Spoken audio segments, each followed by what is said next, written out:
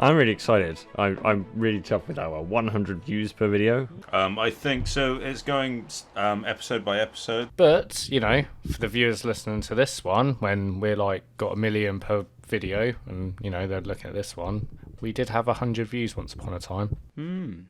Yeah, nice little insight into how we all started. 6 years later, still have 100 views per video. Got up to 200, yes! Obviously now, I'm sure we're big shot. When do we get our gold play button? Don't even know what the first one. Anyway, right, stop. Keep getting distracted. Once upon a time, in my world of D&D, some shit happened and these losers fucked it up. We resume with them fucking more shit up. Last time we left off with the Nine Hells Company. They hired 3 sellsword companies by the names of Bergzak's Besiegers, the Serpent's Kiss, and the Adventurers Guild from within the Guilds district in Allagan.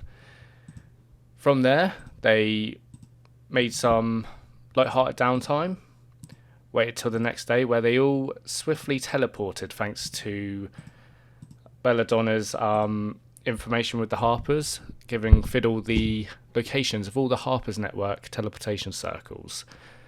Everyone swiftly made their way through, where they arrived in Faerun Cathedral within the Gulthmere Forest region. They arrived in a basement, very dishevelled and run down. Rubble was falling from the ceiling. A huge quake was happening periodically up above as everyone crammed into this basement. They all slowly filtered their way upstairs one by one into what remained of the Faerun Cathedral city. It was all rendered asunder, all left in rubble. Dark greys, all the colour saturated from the world. All the colour sapped from the world. All the forest life dead, and nothing but the scarring sky and the bright, brilliant light of the Shining Citadel floating in the distant horizon. We pick up with this session with all of you. There's roughly about 30 of you, all kind of standing around as you're looking at all this desolation before you. You can see skeletons strewn about on the streets. You can see essentially a ruined city. One that, John Claude, you were at not even 2 months ago, which was bustling with life and now left in ruin. So, Nine Hells, what are you all doing as you look at this mass of emptiness? Well, we've clearly got our work cut out for us, haven't we? We do indeed. We do indeed. Where should we start? Well, lunch, I suppose. I have a plan. Well, we now have 3 mercenary companies and there's 3 of us. We could split up. No. I've heard stories about this. We're not supposed to split The DM up. is side-eyeing Gregory over the table. Yeah. Well, I'd take Bodrick and his berserkers and ransack My the name's town, I guess. Bergzak. I know Bergzak, that's what I said. Bodrick, I heard you. Sorry, I took a hit to the head not too long ago. It's playing with my memory. Yeah.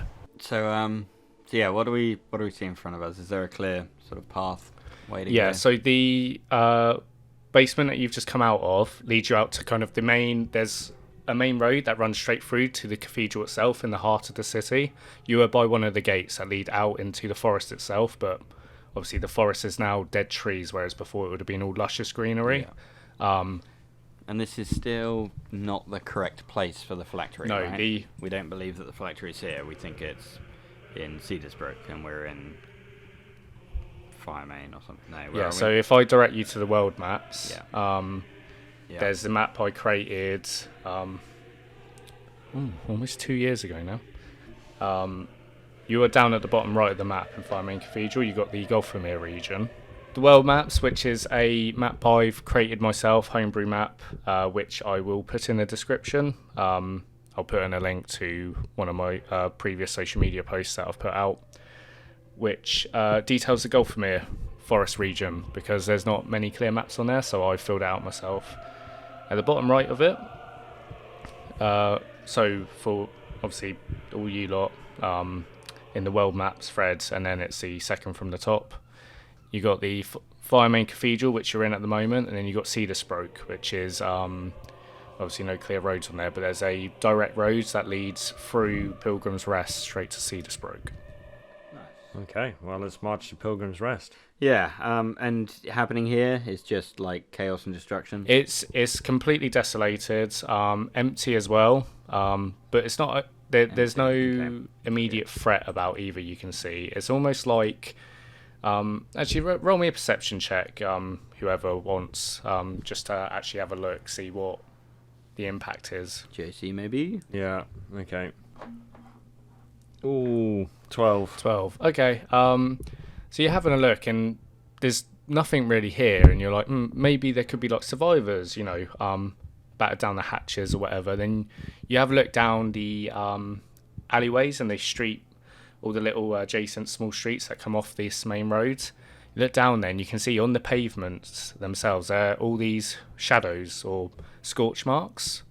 And you kind of tilt your head, JC, and you can see there's sort of scorch marks of people that have fallen over and sort of onto the ground before being impacted by some immense destructive power. You can see some others that have all cradled sort of smaller scorch marks, and you can see others that have all kind of huddled together before obviously being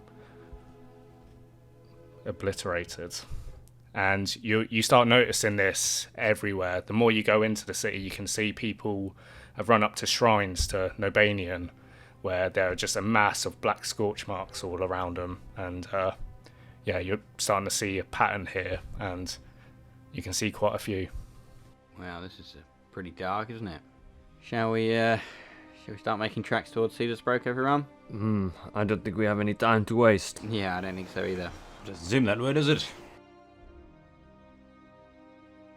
See, Bergsack's gone over to a post on the road by the gate. He's like, I think it's 3 days away. And he points up to a little post that's pointing to Cedarsproke, 3 days walk. Well, I can't see any better way of getting all of us there. yeah, we better make it in too. Yeah, let's go. Double time, everyone. I cast Find Steed. Okay, so Gregory Nice. appears onto his steed. You see the rest of them, because there's a big group of you, and especially Bergsack's group, because they're built for sieges. Like, that's kind of the point of their name. They've got all this like kind of heavy equipment on their back and stuff, and some of them have these battering rams that kind of form, foreign Oakenshield's wooden log shield that he has, sort of almost similar to that they hold on their arms. That form battering rams for gates, and so they start walking really slow, and they sort of start holding your party back. So if you're walking as a group, you're gonna have to walk at a slow march with them. How many are they? For them, 15. So they sort of make up half of your troop that you got at the moment. Yeah. Is there any way you guys could leave your shields behind? No, don't make them leave them. We're going to need those. We're going to get there a little bit slower, but surely there's a better way. We'll find a cart or something and pull it along. Oh, this is. A wagon would be pretty good, actually. We pack a heavy punch, but we can't get anywhere quick. This is sort of our thing, It's not really our fault. Yeah, it's fine. No worries. How far are we away from Firemain? From Firemain or Cedarsproke? From Firemain. How far have we got down the road before we notice that they're slowing us up? I mean, I suppose you can make a bit of a The distance, city but gates. yeah. Like the point is, you've got 5 minutes.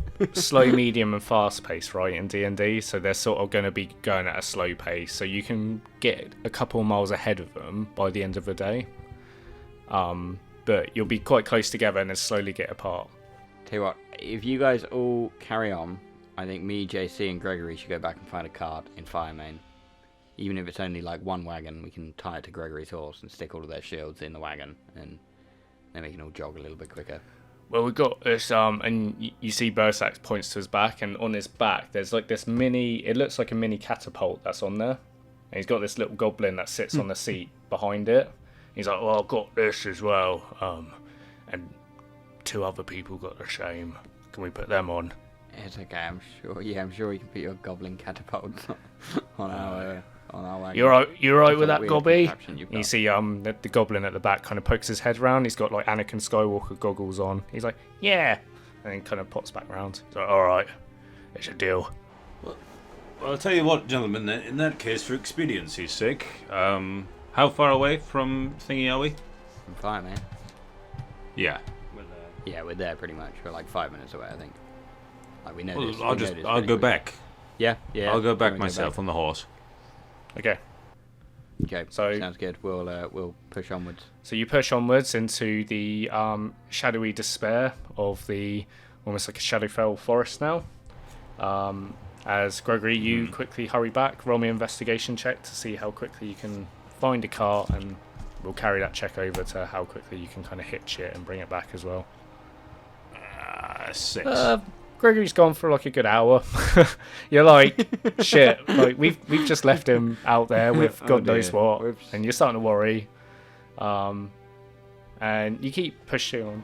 Actually, so in the Find Steed like spell thingy, it does say it's also subject to any effects that I cast too. Would that also extend to the cart? If I were to say dimensioned or No, back? it wouldn't, because it's the same with spell wordings as well. It's very specific in who you can bring Yeah. with you and stuff like that, as to avoid it being a bit broken. Yeah. But I think the wording of I don't think it would work with the cart, but I think the wording of Find Steed might mean that if Gregory dimension doors, his horse comes with him, which is pretty cool. Yeah, no, it does. So if I Very dimensioned awesome. or I Misty Step. Yeah, I think the horse we just spoke jumps about with you. this in a previous session, didn't we? Yeah. Yeah. That's pretty cool. So yeah, you can with yourself, but yeah, with the car you'll have to drag it back along with you. There he is. He's been going for hours. I've never hitched a wagon before, and I don't intend to do it again. Yeah, you have done that in a pretty peculiar way. It is upside down. It can't have been good on your horse having to drag this along. Well, the horse doesn't mind. Come on, let's get it flipped Deal. over. Get it Nedrick. attached properly.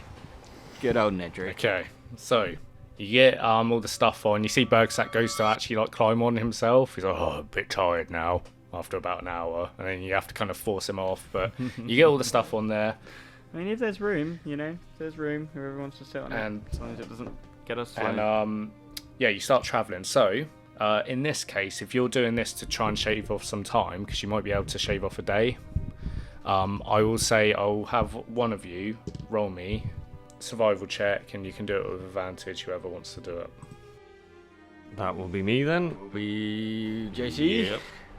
Good, 28.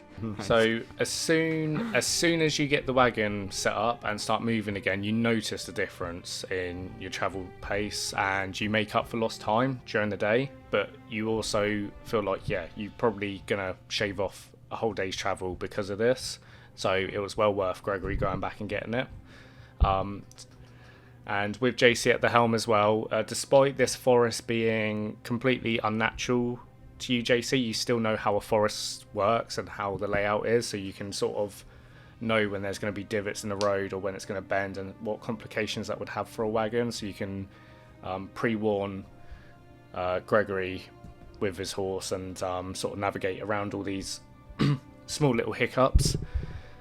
And so Gregory went there, JC did the survival check. So Fiddle, I will have you roll me a d10, and how I'm doing this is encounters may or may not happen, but they're going to have sort of an effect, so we're not going to sort of go into battle, but they might have an effect on the travel itself, or just a random event might happen.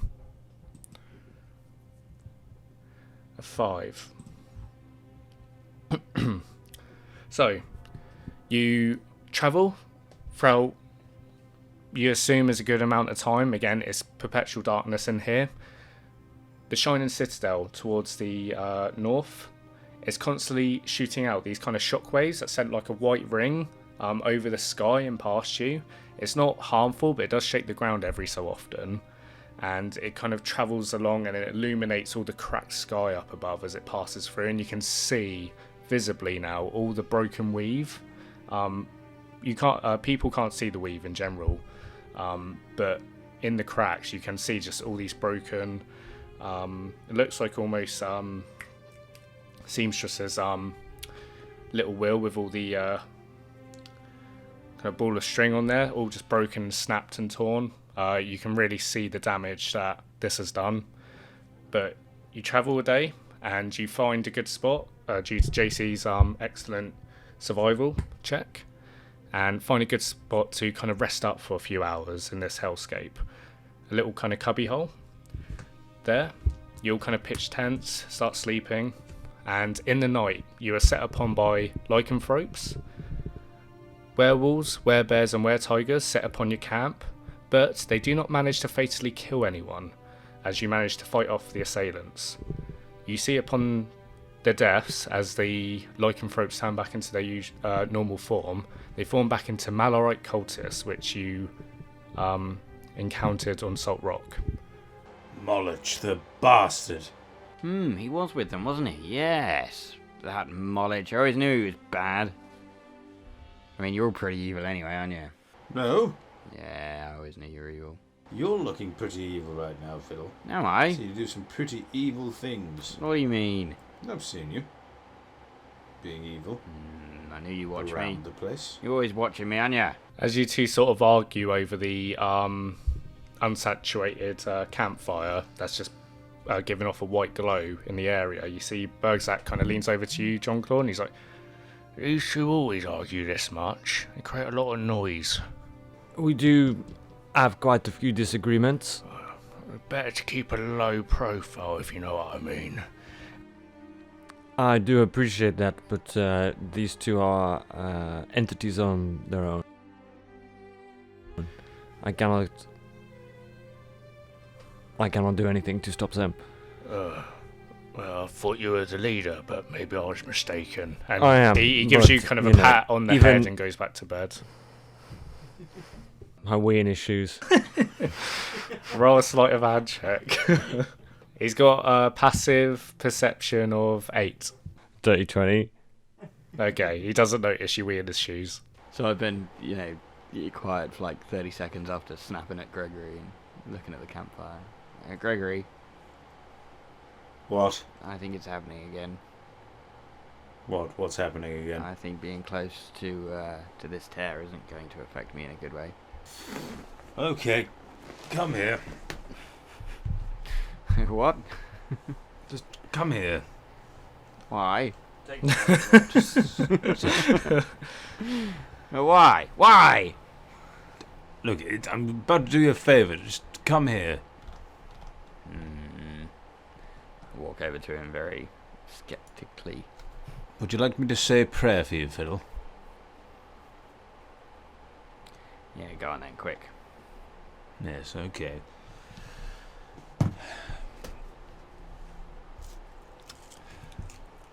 By the sword, and by the shield, and by the helm, we pray to ye for guidance and your blessing. Helm, shine your holy light on this brave warrior, so that he may accomplish his trials. Amen. Amen. Glory be to Helm. Glory be to hell. You feel any better? Do I feel any better, Ollie? It's up to you. Yes. You're looking a lot better, Fiddle. Do you feel any better? I feel like he really wants to feel better. And then he remembers that Helm tricked Gregory. He'd been tricking him the whole time. He wasn't even Helm. He was evil. Helm's always been evil. Completely different. No, completely different, Fiddle. Completely different. do you mean completely different? Your god Completely was different, I'm evil. playing to the- He is evil, and now he's No. stolen your wife, and she's in hell, and everything's bad. That isn't Helm. It's not Helm. It's the Watcher. You think Helm is still out there somewhere? Well, that's faith for you, Fiddle. Never thought about it that way. I'll try to remember this. That's all we've got left. Thank you for trying, Gregory. Anytime. If I ever do go completely crazy, I know what to do. make sure to, get my head off in one go. For what it's worth, Fiddle, I think you are extremely brave. Thank you. I think you're alright too. When you're not being Being evil, I'd go back over to the fire. You both take a inspiration die off that. Nice. You notice this as well, by the way, with the campfire that you've lit. It's not really emitting heat. And yeah, like Fiddle said, his sort of like emotions are amplified with that, very much just a depressive, in a depressing state every time you're in the Shadowfell, but you're all feeling the effects, and a bit like Frodo with the ring, it gets worse the longer you're here as well. It's very much just a full-on, really uncomfortable sleep that night, or you assume as night, and you wake up the next day. Need another survival check, please, as you head on past Pilgrim's Rest. Do I get advantage again? Would anyone like to help me? I assume someone is. I will help. Yeah, somebody in the party will help.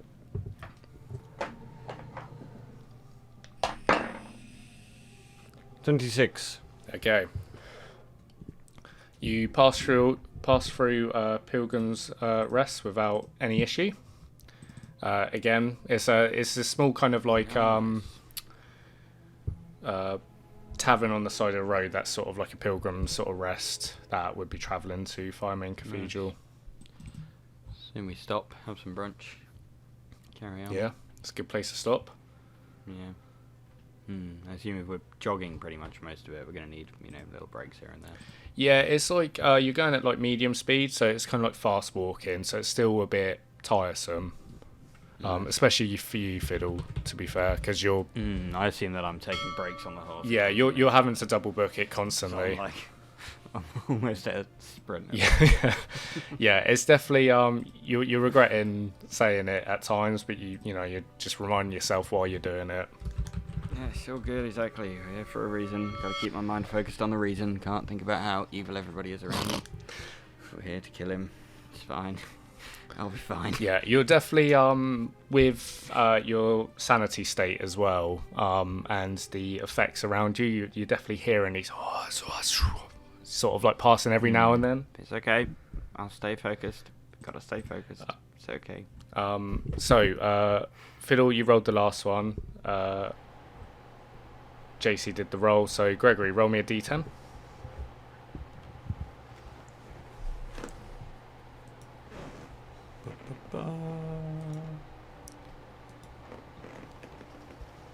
That's a 1. A 1, okay. So as you pass by Pilgrim's Rest, and again you're going through all these dead forest everywhere you go, and you're hearing you hear the sound of bats. Sorry, not bats.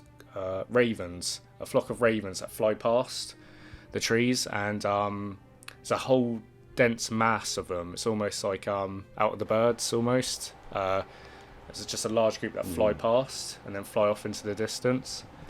And someone makes an off comment about, the Raven Queen's spies and how they sort of patrol the Shadowfell, and, possibly just sending words now that it's seeped into the material plane.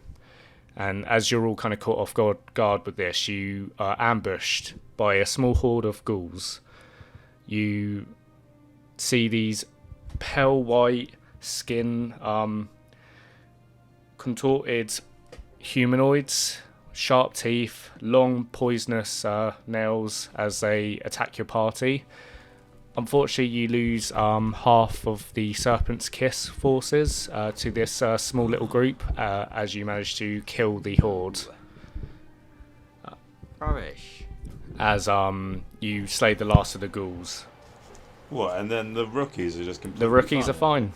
They're the Adventurers Guild ones. They're all panicking. This is obviously horrible for them. They've never done anything like this. They're almost like the hobbits with you guys. Not with my aura. No. They're Nobody is scared. definitely around Gregory. emboldened by your sheer presence. But you do unfortunately. It's just me shouting it. Yeah, they're more scared of you. That's it. Yeah. What is it the hound says? If you run, I'll kill you all! Sorry, Mr. Gregory, sir. But yeah, so unfortunately you see the Serpent's Kiss forces, they lose half their members as the leader from the Serpent's Kiss. It's a slender male elf, sort of leans down and utters a silent prayer for each one that's fallen. So it kind of adds another hour to your journey, unfortunately, as he's going through and deliberately saying a prayer for each one, but leaving them at the side of the road. So you press on, manage to sleep the next day, and by this point, you're about less than a day out from...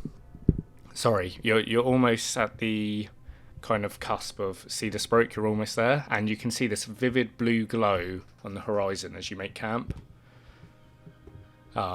It's very vivid, and again, no colour here, but for some reason there's just an ominous blue glow coming from the distance, and you can hear distant, ever so slight sounds of shouting. Of shouting? Sort of almost like distant screams, but you don't know if you can discern it from if it's just the Shadowfell playing tricks on you still, because it's similar to what you've been hearing from this distance anyway. But yeah, you can sort of hear commotion happening. Can I sort of know which direction it is? Yeah, it does seem to be coming from the way Cedar Sproke is, so from the west. Okay. And what are we making camp, or are we carrying on? It's up to you. You've got like another hour to go, really. But you will end up rolling exhaustion rolls. I think the DC's 10, so you can just push on and risk it. What do we think? I think we should rest, or we risk half of our party suffering from exhaustion. What are your thoughts, Gregory? I'd say we rest. It's a 2 out of 3 vote then, so yeah, go for it. Resting Okay. up. Make camp, everyone. Alright, so you all take another long rest. Again, sleep for... It's a horrible 6 hours of sleep, and then you've got another 2 hours where you're just sort of doing trivial, making some food or stuff before... Yeah, you're ready to go again. Nothing much has changed. You're definitely very alert the entire time you're here, though. Everywhere seems hostile. And you hear, and this kind of catches all of you off guard, you feel the ground rumble once again, but it's not from the quake of the Shining Citadel. It's a loud roar, almost like a lion's roar, that shakes the ground beneath you. That comes from Cedar Sproke as well. But you all rest up. Are you pushing ahead? Yes, please. Of course. Yep. Yes, please. As you journey over the unsaturated hill and past the desolate forest, you see the bright blue flame before you. A massive trail of blue fire that reaches up higher than the sky itself. Almost chaotic in the way it rives up. Destructive in nature. And instead of burning, you notice it kind of just destroys. It doesn't sit on something and burns through it. It just obliterates whatever's before it. You see this blue flame that just rifles around the forest before you. As you see, in the centre of all this chaos, seem to be 3 different singular locations where these green auras are keeping the last of the Gulthmere Forest forestry alive. Druid groves seem to be dotted before you, activating their magical wards that are protecting the last little refuge of this once great town. As you see Cedar Sproke in between the 3 different druid groves that are protecting the last of the greenery in the town. You can see dozens and dozens of figures that seem to resemble ghouls that have completely overrun the town itself, with the blue flame running in between all of it altogether. Right. So, I'm going to say, with the highest passive perception, which is going to be John Claude, similar to Legolas and Two Towers, you're sort of standing up, you find like a little stone to kind of get a sense of your surroundings. Give me a perception check. Wait, 25. Okay, you needed to beat a 22 for this. The blue flame itself, that's leaving, it's like sort of trailblazing through this small little region of the Gulthmere. You can see there is a point to it that seems to be burning through everywhere. It seems to be erratic and aimless, and as you sort of look closer, you can see there's a figure at the head of the blue flame that seems to be running around everywhere. 4 legs that seem to be engulfed entirely within the flame, and it lets out another humongous roar that shakes the very foundations of rock that is sat on. And you can see that entity, whatever it is the cause of the roar and the cause of the destruction that's happening around at the moment, as you're seeing all these other things going on around it. Hey, do we want to get involved with this? I can't see any other way around, but... I think we're going to have to, aren't we? Yeah, we might have to. Dozens and dozens. A lot of people over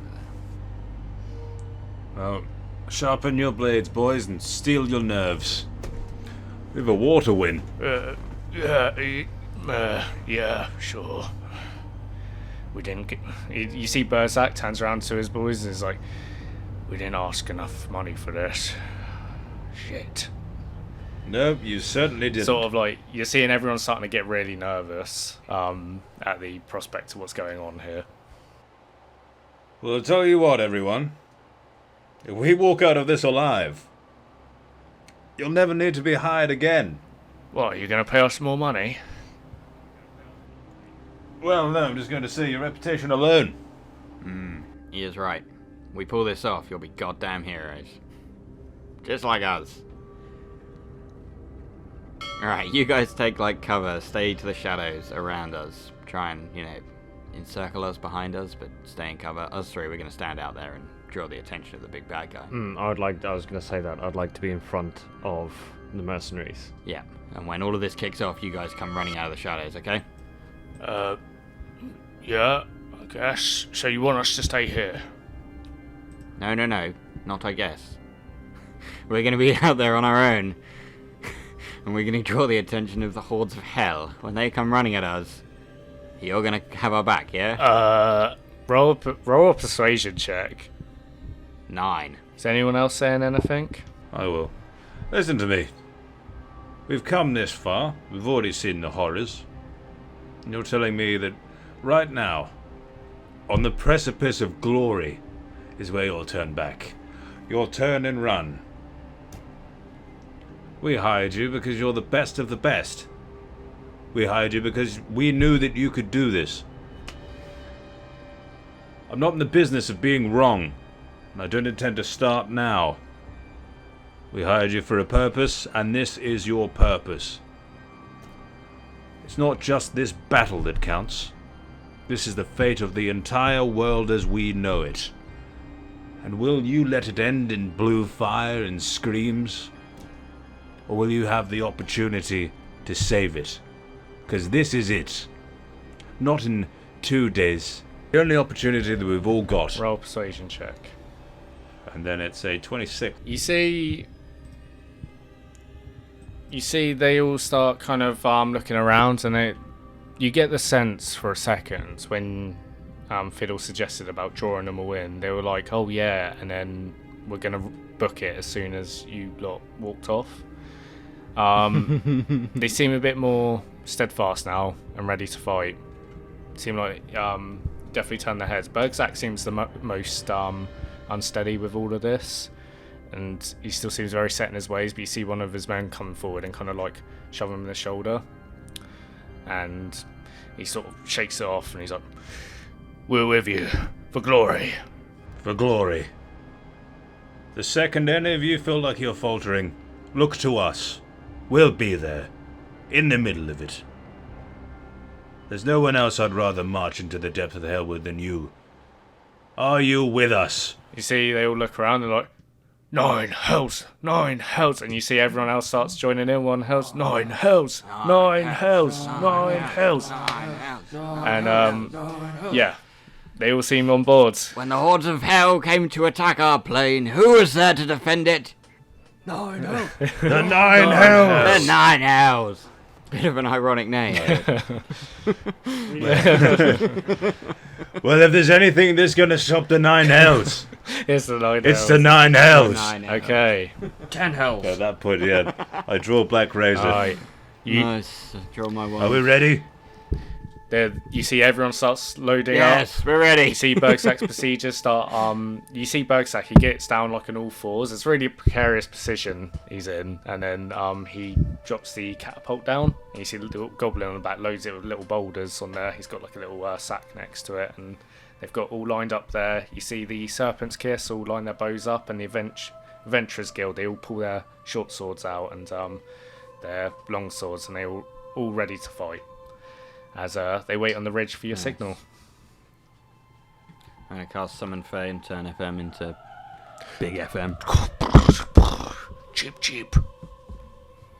Cheep, cheep. Nice. And is Belladonna coming with us? Yep. Yeah, Belladonna's by my side. 5 of us step out into the clearing. Okay. So, you all step out into the clearing. I'm going to make myself a megaphone in my hand. Yeah, like an old-timey megaphone. Just like a piece of metal in a cone shape. Go, wow, what do we have here then? Other groups of dozens of people. So, you see, as it echoes across the town, well, yeah, what are you saying? What are you trying to do to kind of draw them over? Hi, ladies and gentlemen, welcome to the end of the world. And in this corner, we have the 9 hells. There's only 5 of us. Don't think about it too much. There's 4 of us, Fiddler. There's 4. There's 5. FM's here. Oh, yeah, he counts. I forget he counts. He counts when he's in his big form. 6 if you include Gregory's horse. Yes, of course. 6. Yes, yes. There's 6 of I us. can't forget about Nedrick. And our opponents are... I look across. Who are you guys? Who are you guys? Who dares attack our plane? Roll me a But it's not you. You guys look like pussies. Roll me a performance check, Fiddle. You all suck. 26. Okay. So, as it echoes across, and you can kind of almost see the kind of close-ups of all the different monsters that are sort of climbing up the walls of Cedarsproke, the ruined town, and all the occupants inside. You all shout out as you're in this large clearing, this kind of land of forest turn ashy grey. And you shout out and your voice echoes across the town. And in silence for a moment, 2, and you're all there in the line looking at each other. And then you start seeing them, just a mass of white and grey, all running out of the gates, almost like World War Z style, as you start seeing a mass of ghouls, ghast, and other Shadowfell creatures all sprinting out towards your direction. Through the gates of hell, we make our way to heaven. Indeed. I'm going to start flying up into the sky with my boots. Okay, Prepping a fireball spell in my hand. so you fly up. What are the rest of you doing? Cape of Flying. I'd like to draw my bow and keep Belladonna close. Yeah, unfurl. I picture them as raven wings. Nice. So me and Gregory fly off into the sky. I'd like to keep running towards them with my bow drawn. Okay, nice. I imagined you and Belladonna like shuffling off to the side and then just FM in the middle with his axe just... Okay then! Nice, okay. So you, Belladonna and FM are all... We'll charge them, yeah. Okay. So you got almost Macbeth 2015 style. You got the stand on either side and then slow motion of running towards one another. You see this mass horde of creatures running towards you. Fast again of the combat and so in. Slow again as you blow for the signal. Bergzak's Besiegers, Serpent's Kiss, Adventurers Guild all come out. Not yet. Not yet. Not yet. Did we do the signal? Nobody did the signal. Are we doing the signal now? I thought there was going to be some speaking with their leader, but it turns out they don't have a leader. Yeah, I think they're just like zombie horde. No, they're like the reserves. We're not in the shit yet. Well, I assume because the idea is that that Fiddle just said was like they were going to serve as a distraction for you lot.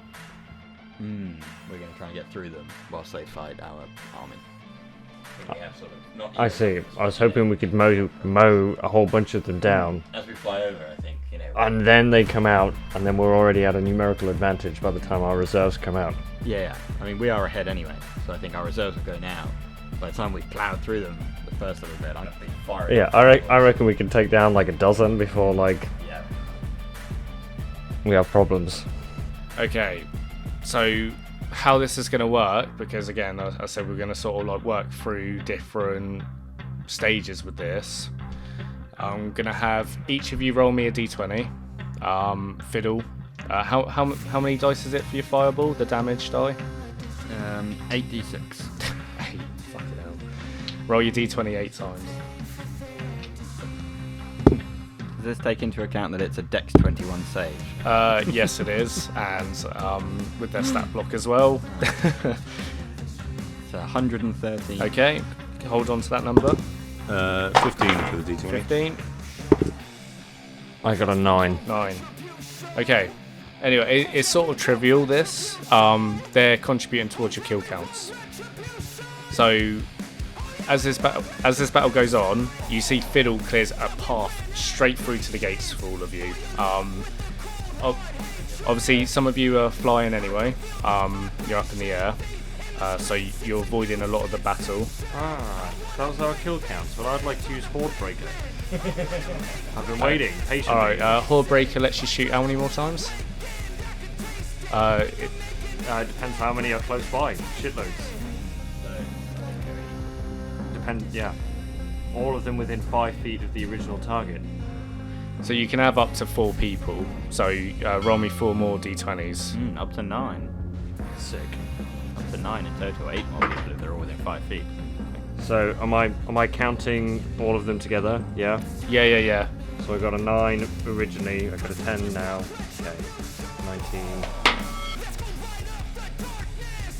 33. 43. 56. 56. So JC does 56. Gregory, are you doing anything special, or are you letting them kind of carve their way through and save them? Yeah, none of these any first thoughts, but I would like to kill some more. Yeah, go. Fuck 'em. Also, the more we kill, the Black more Razor with its thing of the Soul Hunter. So if I've killed 15 already, Ollie, how much additional health? So am I taking? it's your temporary health, so it doesn't stack. Luckily for me, otherwise that would be fucking broke. Just give you like 1,000 health. But with Soul Hunter, you can devour. Do you mean devour soul? Do you mean? Yeah. So, as you start carving your way through, how many did you kill? 15. 15 total. As you start carving your way through, Gregory, sort of flying through, chopping them off one by one, you're hearing the voice in the back of your head just screaming in ecstasy from Black Razor as he's like having like a, as perverse as it sounds, an orgasmic time at this. Until the blood doesn't go into the blade. And he turns around, he's like, "What is this? No!" As you see, it's all kind of black blood and it's undead, which means it can't absorb the soul because there is no soul there with the creatures. So there is no temporary health, unfortunately. Oh, well, okay. I also enjoy the fact that the sword is angry. The rest of your forces, as soon as you draw them all in, start fighting outside the gate. Okay. And as you arrive at the walls of Cedarsbrook, you see the blue flame that's already carved its way through the town once. These wayward blue bolts, almost like fire bolts that kind of fly out from the blue flame that's erupted in the town itself, fly out towards your way. I need all of you to make me a dexterity saving throw. Oh, it's a 20. 17. 19. 19. You all pass. So you avoid this. What did FM get? Oh, FM, I didn't even look at him. FM's a 4th level base spirit. He has a dex save of +3. So I'm going to give him that. He got a 14. 14. 14's a fail. Belladonna failed as well. Oof. FM takes 27. Belladonna takes 27 fire damage as these bolts blast into him and knocks him back for 6 as they fly backwards 6 feet before falling to the ground and start searing along the chest as some of the magical effect from the blue flame that's writhing around. As you enter into the city of Cedarsbrook, the town. So here you see what once would have been a luscious jewel of the Gulthmere Forest. Trees that are intertwined and built into houses and vice versa have now been decayed and destroyed, turned into withered ash. The houses themselves are destroyed as well. The floor, there's no cobbled floor here, no roads. It would have been all lush green bed that is now all turned into grey ash itself as well. All the colour saturated from this once vibrant town as well. As you see, it all converges into a centre point. So if you imagine the point in the centre and then it's one large circle with 4 roads all leading into the centre, you're arriving in the southern entrance. And you can see right in the centre there seems to be the Druid Grove that John Claude spotted from the ridge outside the town. And in that grove is one large tree with multiple people all huddled around it, with more ghouls all kind of darted around the outside. There seem to be awakened trees that are acting as grove guardians that are fighting back the ghouls trying to protect the residents in the town as they're all huddled into the centre. Okay, Fiddle, can you roll me a d4? Of course I can.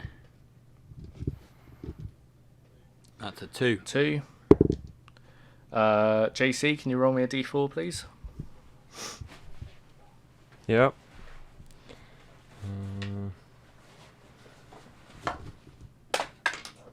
1. Okay. Alright, so that leaves Gregory with this one. So, JC, you took 7 points of damage coming through that horde, getting into the town, I forgot to mention. Yep. Fiddle, with a 2, you took 18 points of damage coming into the town, and then Gregory, you took 4 points of damage. Nice. So, you are starting to see all these different Shadowfell creatures with the locals in the area. You can see 4 awakened tree ents, and there is fog that's encapsulating around everywhere. I didn't incorporate it into the battle map, but there is fog as well that's shrouding everywhere. And on the other side of the centre is all the houses engulfed in the blue flame. But again, I can't really create the art for it, but the blue flame's not really attached. It's like attached to the buildings, but it's more like it's kind of just imploding all the brickwork rather than catching a flame and burning. It's all destructive nature.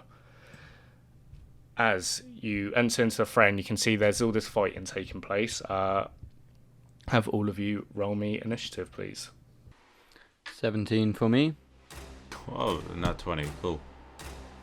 5. Okay, up first is Gregory. Nice.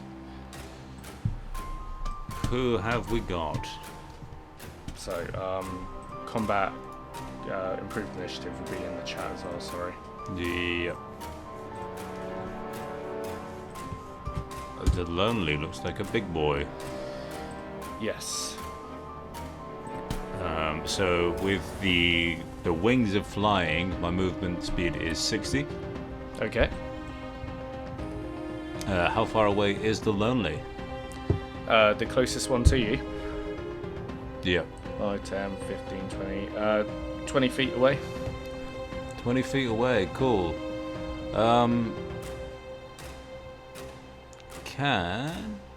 Yeah, I would like to fly up behind the lonely. Yep. And flank him with the druid. Okay, you certainly can do that. So you fly over, and you're still getting used to it, Gregory, but you land behind the lonely, and it's not paying attention to you at the moment. It's engaged with the druid, so it's caught completely off guard. What's the lonely classed as? What types can you detect?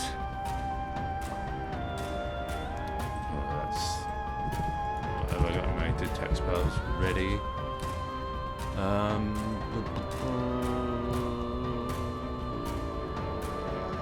No, I don't have any detects. Don't have any. You can roll Readied. me. You can roll me a nature check to discern.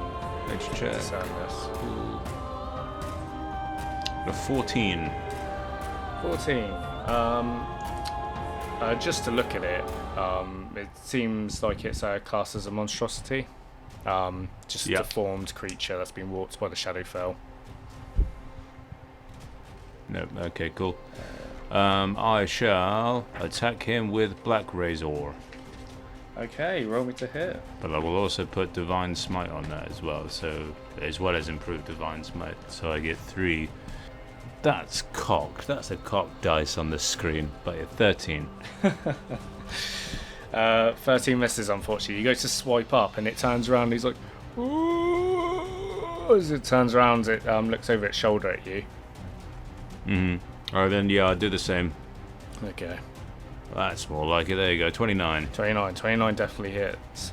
So you see this bluish grey skinned, kind of really fat, bulbous body with skinny legs, and then instead of feet, it's got spikes at the end of its legs and spikes at the end of each arm as well. And each arm kind of elongates out, which it can sort of chuck as it looks around to you. And it's got no eyes in there, but just black streams of weird goop coming down its face. It looks round, and you strike up at it. Nice. So there it is. So that's 16 damage plus an additional 8. So 24 damage. Okay.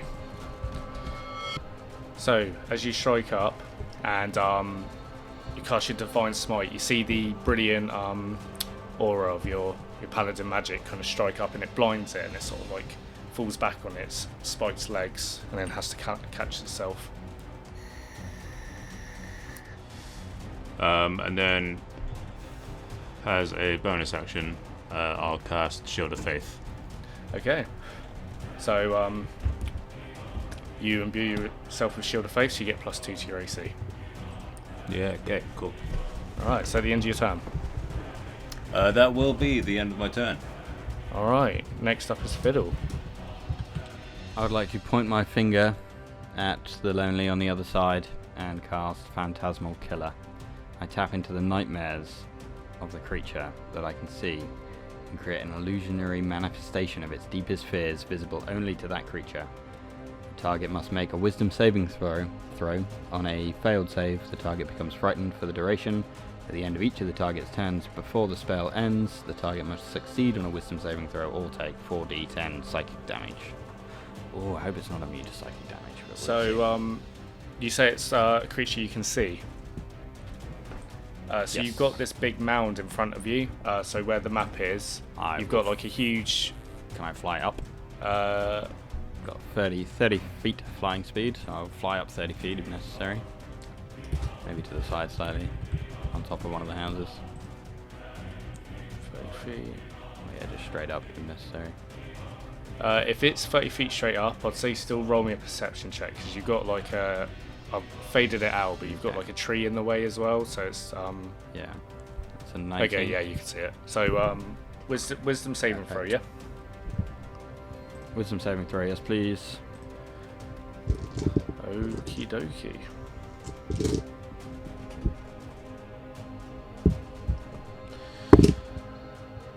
That will be an 11. Nice, that fails. So for the next minute, it can see its deepest fears, whatever lonely gets scared about. Well, Being more alone. Yeah, yeah, dying you alone. start seeing the creature, the other side, start wailing out. It's like, and starts flailing its arms about everywhere, and seems a bit lost on the spot and doesn't seem concerned with the middle anymore. Nice, amazing. So it takes 4d10 psychic damage. Ah, no, on each of its turns. On each of his turns, okay. Sorry, on its turn. Yeah, must succeed a wisdom save. Okay. So it's both of them using pack tactics. So is that the end of your turn, Fiddle? Yeah, I think it is. I'm not really sure there's much else that I can do. What's his face? FM, when he's in this form, shares my initiative, but takes its turn immediately after Yeah, mine he's and so obeys all my verbal after commands. you in the initiative. Oh, Yeah. no, he's not. He's Is not. he? Should be. No, I think the lonely is in front of him, isn't he? Okay. Yeah. Fiddle's next. FM's next. Sorry. FM is next. Yeah, I tell FM to help Gregory fight off that Okay. lonely. 5, 10, 15, 20. Right. It's flanked 3 ways, so it's got advantage on its attacks if FM wants to use it. Fantastic. Amazing. So, yep, he has multi-attack. Can take two attacks, which he would like to do. And the first one... 1d6 plus 3... Oh no, that is to hit. Your spell attack modifier to hit. So my spell attack modifier is...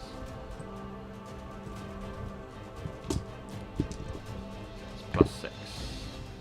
No, my spell attack is plus 13. So plus 13 to hit. He got a 2, plus 13 is 15 to hit. 15 just misses, unfortunately.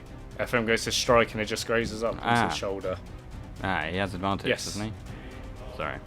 Yeah, sorry. 15 was That's the right. first one. 9 plus 13 is way more. Yeah, that so definitely that hits. Perfect. So first one hits. Is down. Or I'll just roll the second one now as well quickly. 13 plus 13, that hits. And then 10 plus 13, so 23 or 26 on the second one. So both of them hit. And then the damage is 1d6 plus 3 plus the spell's level piercing damage plus d6 force damage. Lot to roll. So 2d6 plus 3 plus 4. So 4, 5, 6, 7. 2d6 plus 7. With one of the d6s being force damage. So I'll do 1d. Does it matter with force damage or piercing damage for these guys? Or can I just roll it all? It will one matter, go. yes. It will. Okay, perfect. So the first one is 3 plus 7, so 10 damage piercing. Okay. And 6 damage force. Okay. Nice, that's the first damage. Second damage is 6 plus 7, so 13 is that? Yep, 13 damage piercing. Okay. And 3 damage force. Okay, good to know. As Strikes twice at them with his big old axe. yeah, as FM got his axe. Yeah, so FM strikes up twice with the lonely and it lets out 2 more wails as it carving up its bluish disgusting torso. Alright, is that the end of your turn? That Okay, is- Lonely's turn. Start of its turn, wisdom saving throw for the one that you done Phantasmal Killer for. Natural 20. So, does that end the frightened condition as well? Does it have a plus? No, but with that, natural 20 is the highest, and then natural 1's the lowest, because that was the main thing I introduced that for. Because it wouldn't be able to pass otherwise. Yeah, on a successful save, the spell ends. Okay. Yeah, sorry, that one works in my favour that time, but usually I did it for the players, because if I put you up against something you had no chance of saving, I think that would be very frustrating as a player. Yeah, that's fine. Just the way I run it. I know people do it differently. Okay, so that ends for the lonely. And this one. Oh, is it going to attack? Okay, lonely's going to go for FM. Right, it's going to do a harpoon arm on FM. That's going to be a 22 to hit. Yep, that Okay. hits. 21 piercing damage for FM. And FM is grappled. The escape DC is 15 on its turn, so it can't move. Nice. And it is going to use Sorrowful Embrace. So it's gonna, as it's got FM grappled, FM needs to make me a Wisdom saving throw, please. Wisdom is +0. He gets a 7. Okay, that is a fail. So FM takes 18 psychic damage. Ooh. These guys are And pretty it bad. would pull FM in 30 feet, but since FM's right next to it, it's going to keep FM right there. Second lonely. Going to walk up to this awakened tree, do the same thing. It's going to hit. Right, that's the end of the lonely's turn. The ghouls, they're going to attack. I'm just going to do pack tactics, so attack for all of them. That hits. That also hits as well, so... Okay, that's the ghoul's turn. Belladonna's turn. Belladonna looks over to you, JC. She would be over here, realistically. She's going to be like, what do you want me to do? Where should I go? Are we all sticking together? She doesn't have any long-range weapons, does she? She has on her person Maybe a a crossbow. rapier and a short bow. I would like you to stick by me, shoot your crossbow at anything that's an enemy, and just stay here, I think. Okay. So cover my back. That's what I want. I want nothing to be able to attack me from the back or the sides. Just She follow looks me. you up and down. She's like, I'll cover your front as well if you like, and then gives you a wink, and then gives you a kiss on the cheek, and gives you a bardic inspiration. So you can add a d6 to a attack roll, ability check, attack roll, save and throw in the next 10 minutes. Okay. So just keep that in mind. If you're about to fail something, you can add it to Yeah. it. But before I say if you pass or fail. Okay. Amazing. I give her a slap on the nuts. Sticks out before pulling out a short bow and aiming for the lonely. That is going to be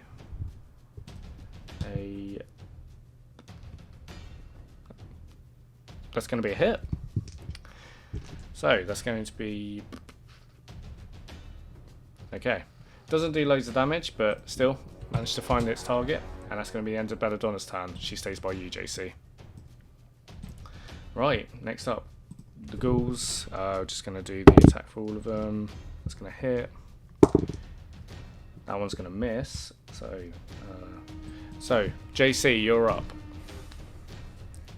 Okay. There are a few enemies on the back right near the awakened tree. There's a lonely and 2 ghouls. I'm assuming at least the lonely and one of the ghouls are within 5 feet of each other. Oh, actually, on the bottom left, are there 3 enemies there within 5 feet of each other? Is there an enemy underneath the awakened tree? No, there isn't. No, never mind. Let's go to that other corner again, up there. Yeah, these two. Where you're pointing now. So those 2 are within 5 Yes, feet of they each are, other. The other ghoul isn't, He is not. or does he 10 count? feet away. Okay, cool. And just to check how this works, do I still only get 2 shots? Because I might as well just... Or do I get 2 shots and then a 3rd shot? So with your Horde Breaker thing, I think it's a once per turn feature, but I think, yeah, you get to... Yeah. So do I get 2 for my initial attack, and then I get one attack for every enemy within 5 feet? Once in each turn, when you make a weapon attack, you can make another attack with the same weapon against a different creature. Yes, yeah, that's exactly how it works. So you get basically 3 attacks. Yeah. Okay, amazing. Okay, so 2 attacks on the Lonely, please, with a 2+3 arrows. It will be... So, I think they're different targets, though. So I don't think you can... Well, actually, yeah, you can attack the Lonely twice, because you can do it with your second attack. So, yeah, sorry, that will work. You are right. Yeah, that was my question. Yeah, sorry, yeah, you are right. Okay, so yeah, go ahead. and I get +3 to that as well, right? 34 to hit. Yep.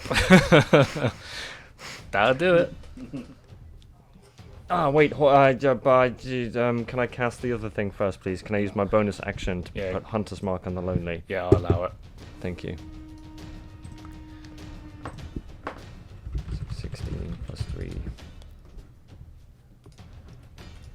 19, 21. 21 to hit for my first one on the Lonely. What's the retribution extra damage? Give me a second. 31 to hit. Yep, that will hit. 16. 14 damage on the second one. What was the damage on the first one? 19, 21. No, 22 for the first one. And the second one was 17. For a total of 39. Yeah. Don't know. Okay. So, there's 2 Perfect. strikes on that one. 39 damage total. Yep, third and final attack again with a +3 arrow, please, on Ghoul 2. Yep. 26 to hit. Yeah, that definitely hits. 19 damage, please. Okay, good to know. Right, so you shoot all 3 arrows across the way. I'll say you have to potentially come over here. I'll say you can make it work though. Just because with Fiddle, I was making him with the angle, so that will work. Okay, so that's your action, bonus action. Do you want to move any more, JC? Or are you No. good with your turn? No, I move back to where Belladonna is. Okay, take 10. So you're directly underneath Fiddle at the moment. Alright, it's the tree's turn. They're all going to do slam attacks. Boom. Which you're going to hit. Back up to the top of initiative. Initiative count 20. So Gregory, you beat the... so you're up next. I shall attack the Lonely. Okay. Again. Roll me to hit. Also, I forgot about the Druid. Is the Druid not active in this? No, they should be. Sorry, my bad. Should have put in Druid stats. Druid. Let's add them in. I'm going to put them at the end. So the Druid is going to, on its turn... Shit, I didn't mean to do them now. So the Druid on its turn is going to use its action, and you see it transforms into an elephant. As that's my impression of an elephant, by the way. Unfortunately, because of the circle it belongs to, that is its turn. Right, now it's over to your turn. The Lonely sort of backing up towards you as this transformation just happened. Yeah. Does it count as Yeah, flanked it was now? flanked before. That's why you're getting advantage. Yeah, I forgot to add advantage. Silly That's on sausage. there. Silly I'll sausage. take it this time. And I will... Thunderous Smite. There we go. I'll use a bonus action. And I put Thunderous Smite. Okay. The Black Razor starts quaking with magical energy. Roll me to hit. The first one is a 14. And then the second one A. is 22. Yep, that hits. Great. Okay, so we put. So that's 16 plus 6. So 22. Then Thunderous Smite, so 2d6. Then plus 7, so 29. 29. Yeah. Oh, And now it has to make. So also there's a very loud thunder crack, which is audible within 300 feet of you. yes. so- yes, this is a huge. And then, so additionally, if the target is a creature, it must succeed on a strength saving throw or be pushed 10 feet away from you and knocked prone. It doesn't matter because you carve it in half. Nice. As there the we go. lonely gets the into pieces and falls next to the elephant before getting strewn about all over the place. Fucking perfect. All right. So I'm not going to waste any time, and I'm going to rush over to the ghoul. The one right next to you. Yep. Okay. How far is that? Literally 5 feet. Oh, great. Nice. Then. But does Divine Spite not count as an action? So I can just kind of do it. Yeah, you do it like on top of. Yeah. So you like hit and then you decide if you want to add it on top or not. It just uses up a spell slot. Yeah, that's cool. Then, yeah, I'll use second level Divine Smite. Okay. Also, let's have a look. Is it still technically flanked as well with the ancient tree there? Nope, but you can come this side and it will be flanked. Yeah, I'll take the extra couple of Yep. steps. Okay. Okay. So you take the couple steps, flank it. So 21 on the first one, and then 29 on the second one. Yeah, both of them. Well, yeah, that definitely hits. So 10 damage plus an additional 20, 30 damage. Jesus. Yep, this one as well. Oops, sorry. This one as well, you absolutely obliterate. This one just falls to pieces in front of you. There we are. Yeah, carve this one to the side as well. And then how much movement do I have left? So you've used up 10 feet. 10 feet. And how far away am I from the other ghoul? 10 feet away. I'll move 10 feet. Alright, you move up 10 feet. There we go. That's the end of my turn. Alright. So, Gregory, as you carve through those two creatures of the Shadowfell, carving them to pieces before moving up to the other one that's in the little corner, still engaged with the huge awakened tree next to you, you look past the ghoul and you see the blue wall of flame that seems to be flanking the north side of the town, the opposite sides of the centre to where you are. You start seeing this huge ball of flame running down your lane. Okay, I'm going to need you, FM, and Belladonna all to make dexterity saving throws. So I'll roll for Belladonna. 19. Dexterity. Dexterity, yeah. Okay, Belladonna fails. Oh, does he get a +3 for being clear? No, he's nowhere near Gregory. He got a 13. 13, that's a fail. 28 points of fire damage for FM and Belladonna, half for you, Gregory, so 14. 14. Yeah, FM goes down. Belladonna, Now, does he just become his normal self again? it'll disappear, because obviously it's summon Fae, isn't it? So they usually get banished back. It is. So the summon Fae would disappear, but like the way that summon Fae works is it's not really supposed to be put onto my, familiar. We just sort of do that as Yeah. like flavour. So my familiar should still be around. I would say your familiar gets destroyed as well, because otherwise it would be like, works as a druid in that case, wouldn't it? Whereas your familiar is quite like, Yeah, so my familiar should still be around. Do you know what I mean? I should still have FM around and a summoned Fae, but I just sort of throw them together. Oh, I see. Yeah, sure, Fun, sure. You know what I mean? Yeah, I should have, a second summoned Fae. FM should have been doing stuff this whole fight anyway, but I like the flavour of him becoming my This is summoned the Fae. story of my campaign, by the And way, I for didn't everyone always listening. forget. I say something and my party disagrees with it, and then I just go, okay, because I want an easy life. So, JC, you watch... I need to make it short. JC, you noticed this before. At the head of the blue flame that's running around this region, there was this like weird entity that's causing all of it.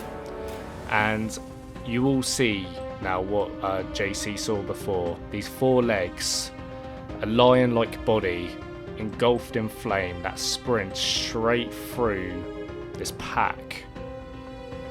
And then runs round and jumps onto a rooftop and lets out a mighty roar as the avatar of Nobanian of the Blue Flame, engulfed in flame and letting out a humongous roar that quakes the ground beneath you, runs through this area before sprinting off once more, knocking down everyone in its way. What in Helm's bells was that?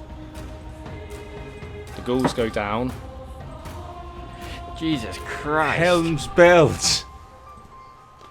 FM disappears. I think that was Nobanian. There's The no druid Banian drops doing form. here.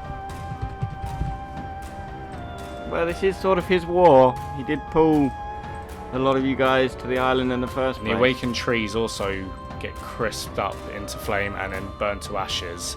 And as you all kind of stay there, JC and Fiddle, you just miss the kind of trail of blue flame that passes through. And JC, you look over and see Belladonna's on the floor now. As Oh shit, JC, Belladonna. I can't do anything for 20 more minutes. right, that's the Sit there, contemplate your next that's move. the end of that action. Next up is Fiddle. Fiddle, you were 30 foot up in the air actually, so you were about at the top of where all the flames kind of like reach. They reach up way past you. Sorry, I'm getting my perspectives really wrong there. Nobanian runs straight through, and the flames almost hit you, despite how far up you are. You're like above the houses, and you have to kind of fly to the side as he runs straight through, and then runs back around, and is sort of doing like almost like a lap around the town, but is still very much within the vicinity. Amazing. So is he helping us? okay. What's going on? I don't know. I think he's just Well- angry. Wouldn't I you suppose be? so, but still. Yeah, I'm just gonna fire off at the lonely, I suppose. Yeah, that is 3d10. Yeah. Fire off at the lonely with a firebolt, Okay. please. All right. What's it got? Save Dex. I roll against it. Firebolt, Oh, not sorry. fireball. That's a 28 to hit. Yep, definitely hits. Perfect. That's 11 points of damage. 11 points of damage. As it sort of falls back on its spiked legs before falling forward again. Amazing, perfect. And FM is just gonna like fly over towards Ghoul 2 to distract him Okay. for the awakened tree to smash into him. Yeah. So I guess just sort of trying to do the help action. Now in his tiny little monkey form. Yes. All right. Anything else you're doing with your turn, Fiddle?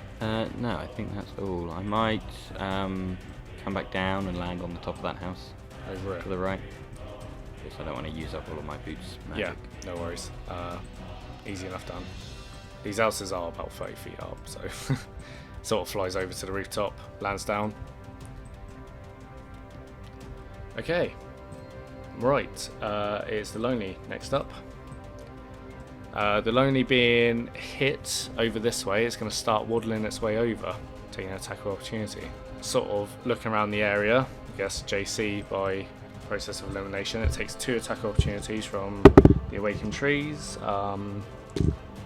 Miss and a hit. Nice. Okay. With its 2 spikes, it's almost like And Monster Zinc, the guy who runs the thing, like how he's like sort of like sprinting along the ground and sort of like comes up towards you, JC, and raises up both its spikes on its arms, getting ready to pierce you, but it can't do it on this turn. Alright. Right, it's the ghouls' turn. They are going to continue attacking the trees. Okay, cool. Belladonna. She is rolling a save. That's cocked. Right, that's one success for Belladonna. These ghouls are out as well. They've all just been engulfed by the blue flame. JC, you are up. Okay. Sorry, I'm just reading my bow That's alright. thing. So you've just had Nobanian, engulfed in blue flame, run through everyone. You've seen Belladonna's been caught in this, and she is down, and you've just had this creature called the Lonely run up to you and getting ready to stab you. What are you doing? Use my bonus action to say a command word for my bow. I'm not sure how it works exactly. What's the season? It is basically turn into winter, so it will be whatever the winter one is. Yeah, okay. So, cold damage. Can I use a special arrow as well? I don't see why not, because it says when an arrow is knocked, you can use your bonus action to invoke this longbow's command words to make the arrow change its color and the feathers. Well, actually, you can be the decider of that, I suppose. Can I use a +3 arrow and still use the magic? Or should I just use normal arrows? Yeah, sure, I'll allow it. Okay, perfect. Okay, so I'm going to fire 2 +3 arrows. I've activated the bow, so I get 2d6 cold damage, and he's still got Hunter's Mark. Yes. Let's go. Alright, he is standing within 5 Okay, feet. 19 to 5 hit. feet of you, Yeah. So, which I believe you won't let me shoot my bow. gives you disadvantage unless you have something that negates that.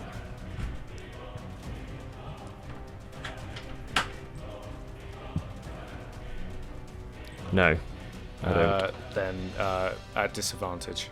19 to hit, Okay, 19 just hits. 18 plus 7 cold damage. 25 damage. 25 points damage, nice. Okay, so you shoot the arrow and it kind of freezes over its right shoulder blade as it pierces through. And it sort of lets out a long, sorrowful moan as it comes back and it's getting ready to try and stab you again. It's looking hurt. I shoot him again at disadvantage before he Okay. does. 18 just hits. Oh my god. He rolled a natural 2. Okay. JC do be OP these days.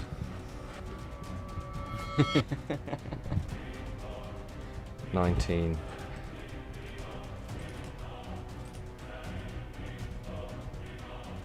$30 damage, please. Okay. Okay, so the first shot goes into its shoulder and it lets out a long moan and it goes to lift out its arm that isn't frozen, and then this one you shoot straight into its head and it lets out a long moan before it gets cut off with the freezing effect coating down its throat, and you freeze its head and it drops to the ground dead.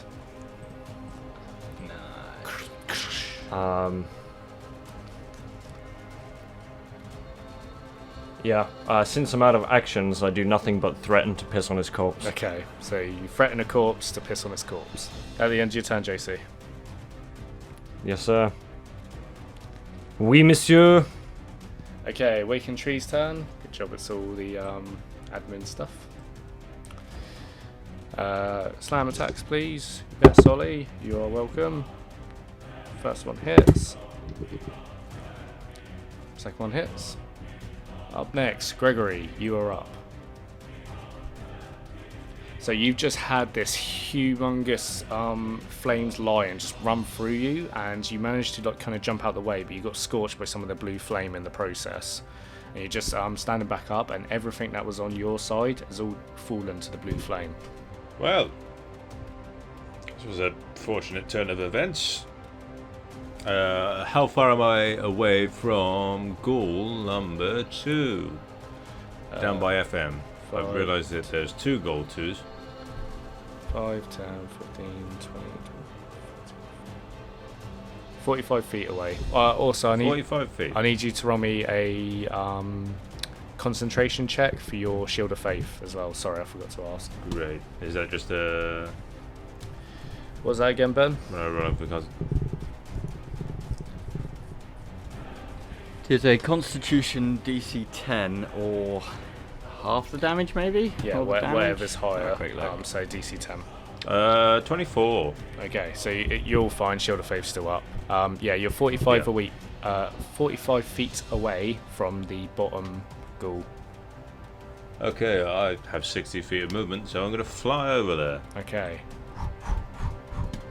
Do you want to land here or there? Yeah, so he's flanked. Okay. Land in front of the I'm druid. going to give him a whack. Alright, you give him a whack. Give him a whack. 29 on the first one, and then a 29 on the second one. Wow. Yep. Definitely hit. Okay, so 10 damage plus 17. There we go. Yeah. Again, carve that one up. Brilliant. Goes down. And then how far away is Ghoul 2? Ghoul 2 is 10 feet away. 10 feet, I can still make it. Okay. Kind of have to go through their space. So I'll say roll me athletics, acrobatics check just to sort of like kind of squeeze your way through there. 22. Okay, easy enough. Come over to here. Nice, and then I'm going to hit him. Alright, let me see. I hit him. 24, yep. Bing bong. 14 plus 3. So 17 damage. 17 points of damage. Okay, Gregory, how do you finish this encounter? Yeah, I've killed everyone. I've just killed everyone. You give this man wings and he's just unstoppable. Yeah, well, I didn't really plan for this.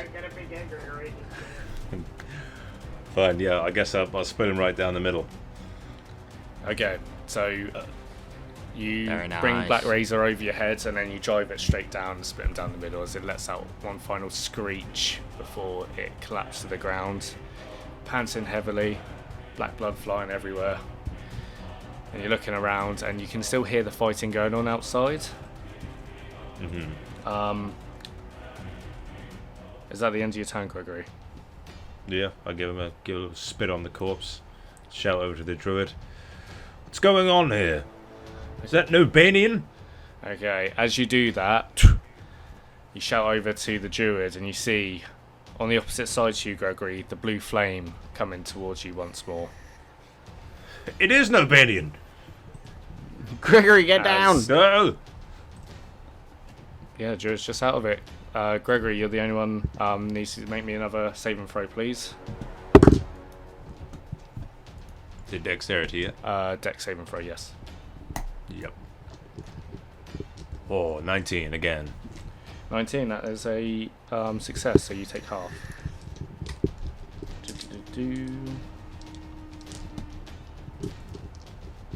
Where are we?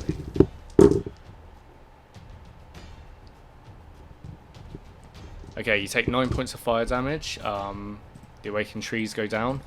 So, you see the blue, the lion engulfed in blue flame runs through once more. Runs straight through the Druid Grove. Gregory, you managed to jump out the way again. Despite being in the dead center, you managed to avoid a lot of the blue flame. You keep your head low, and then it runs around again, lands on top of the building,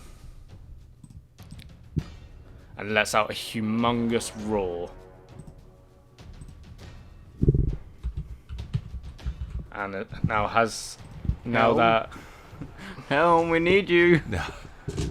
Now that the Guardians are now all destroyed, now has his eyes firmly fixed on you lot.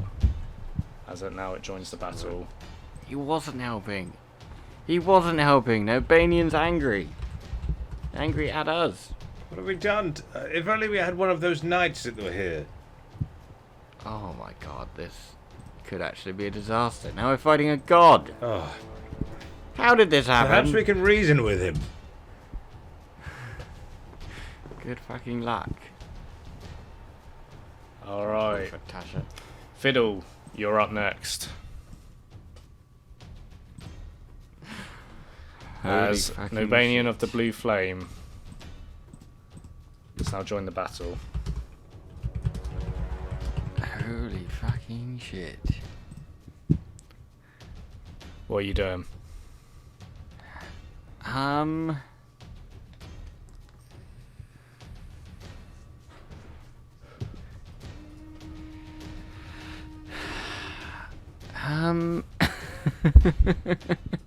I'm like smiling so much right I now. mean- I'm like, oh.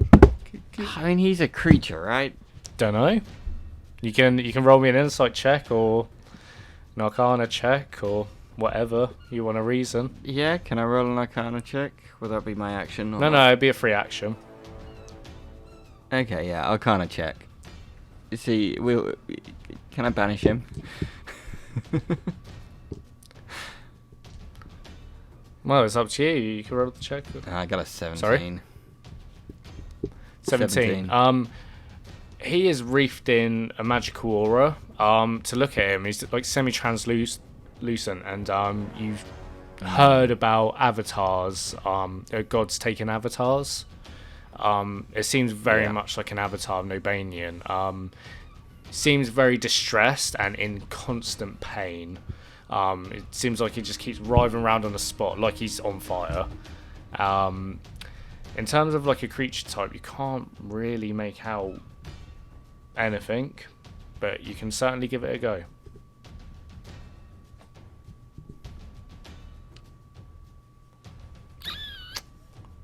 Yeah, I'm not sure I've really got anything else to do, so... Yeah, I'll come up with a different plan if this one doesn't work. Yep, I'm going to pull out my wand, stand on the roof. Go, oi, pussycat! Go home! Point my wand at him as I cast Banishment. Okay, so what's it got to make? Charisma 21. Charisma 21. Okay. I muster all of the power. Float slightly in the air. Wave my wand around the sky as magical energy like swirls around my body. And then I fire it at him. Alright. Got a 7, so that's a fail. Nice, sounds good. The beam catches him right in the Gonna chest. use one of its And- legendary resistances to succeed. Nice. Nice, nice. I like it. It deflects Sorry. off. Well, you find purchase, but for whatever reason, the power just deflects Nice, yeah, off. that's good. Yeah, that's good to know. I'm fairly sure we can reason with him. And just letting out a massive, humongous roar that's quaking the very ground beneath you. I don't want to chance it, I Gregory. do. Hit him with things that require saving throws. Just give me a second, see if it works. Alright, is that the end of your turn, Fiddle? You can have 6. Okay. Can't give you any less. Is that the end of your turn, Fiddle? Yes, that's the end of my turn. Sorry, yeah, that's Okay. the end of my turn. Next up, Nobanian the Blue Flame. Alright, so you see, as you try to banish it, you see he knocks it off, and it's like he's like coated in fleas. He just keeps writhing on a spot and trying to bite at his mane, and then turns around to all of you, and you see his chest starts bulging, and he starts writhing up almost like a dragon, as it's a sort of starts channeling all this magical fiery eruption, and through his maw lets out a breath attack. I need all of you to make me dexterity saving throws, please. Oh, 26. 26. Okay. It's another 11. Dirty 20. Dirty 20. Okay. Everyone that got over a 21 succeeds. You take half damage. Anyone that got under, you take 63 fire damage. Oh dear. Um, I'm down. whoever got over, you take 31. Gregory, I need you to make me a constitution check, please. Concentration check. 24 on the con save. 31. Your Shield of Faith drops. As that's the end of Nobanian's turn. Belladonna's turn. She is rolling a death save. Natural 20. Oh dear. Oh, back up with one hit You see point. Belladonna gets back up. Fucking get him. JC was about to have to make a very difficult. She still had. She had. She already had one success. Ah, did she? Mhm. Okay, nice. I've been paying attention. I've been doing it quietly. She's looking around, and she's like, "What?" And she sees Nobanian, and then she looks around, and she says to you, JC, 'cause she was unconscious. She's like, "Is anyone down?" I need you to run a Where fiddle is straight he? away. Go. Northeast. Up on the roof. She's like, she puts one hand up and the other, and makes like two L's, and she's like, left or right? Okay, Right, so you right. point and fiddle out. She can see you. Yeah, the angle she's at. She casts Healing Word at you. That's a range of 60 feet for her. 1d4. Yes. Fiddle, you regain 5 hit points. Beautiful, that'll do. And yeah, with her action, she is going to... She's going to spread out, to be honest. 5, 10, 15, 20, 25, 30, 35, 40, 45, 50, 55, 60. So she goes to the other side of the little square. You see the people inside. They're all like huddling up against the tree trunk now. They are petrified what's going on. Okay, that's going to be the end of Belladonna's turn. JC, you're up. I would like to use Divine Intervention. All right. That's a D100. What? That's how that works. I thought. Oh my god. Oh, I don't stand a chance. Your level. Is it really? Because it's an automatic success on a. If you're 20th level. Yes. No, it's not. Yeah. Yes, it is. Why? Just is. Oh, interesting. Yeah. So I assumed it was a D20. No, it's It's Got D100. it. Furious. I'm never gonna make a D100. You might do. Motherfucker. Alright, fine. Blah blah blah. Tasha, I need your help. I'll go on about it if you turn up. I'll be more specific. Where's my...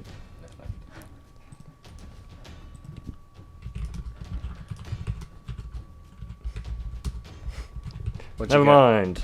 64. What a useful turn.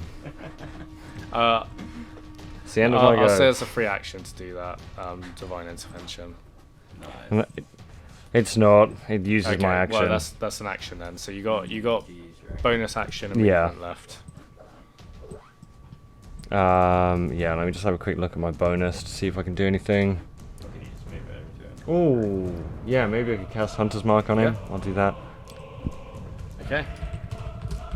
You give him the mark of the hunter. Okay, at the end of your turn, Nobanian is going to use one of its legendary actions to do an epic roar. 60 feet radius. Okay, that gets everyone but JC in. I need you all to make me a wisdom saving throw, please. Natural Alright. 20. Get in. I would like to help Belladonna. 20 as well. Woo, you got it, babe! Woo! Sorry, don't worry about that. Nice. Two nat You got a nat 20s. 20. Belladonna Oh, failed hers, stupid unfortunately, so donkey. she is. Of course you did. Down. So Like raw, that. Yes, she only has one hit point. raw pierces all of your ears as she falls to the ground, clasping both her ears as she's knocked prone through the raw. She's Yeah, only that's knocked it. prone. Ah, Okay, that's fine. I'm going to allow this. If you say so. Back up to the top of initiative. Gregory, you're up. You're going to have to trust me on this one. I'd like to fly up into the air. Okay. How far up you going? Let's say, well, how far away am I from Urbanian right now? 5, 10, 15, 20, 25, 30. 30 feet away and he's 30 feet up. Okay, well, I'll fly 30 feet up. Okay, 30 feet up. Yep. Okay. Oh, great Urbanian, King of Lions, the Lion God of the Gulthmere Forest, Guardian of the Vilhorn Reach. We come to you as humble servants. I fear you are mistaken. We are not your enemies. We have come to offer aid. I can see that your realm is in ruin. We are here to help. So if you would, please, hold off. If you'd allow me to approach... Roll a persuasion check. I'm going to use the inspiration to re-roll that. 21. As you reach out once more, Gregory, you start seeing all the blue flames sort of shrink down around you in the town and the city, as Nobanian's size shrinks down as well to match yours. The blue flame sort of erupts off him, and as the flame trickles down and sort of dissipates, and all that remains is the blue flame attached to the houses that are now burning like normal fire. You see the lion before you, no longer engulfed in flame, just almost like Aslan style. It's sort of got a moving mouth, but the rest of it very much a lion-esque shape. Still very much in pain, and still very much looking like it could revert back into that form. But for the moment, Nobanian, the lion god of the Gulthmere Forest, stands before you.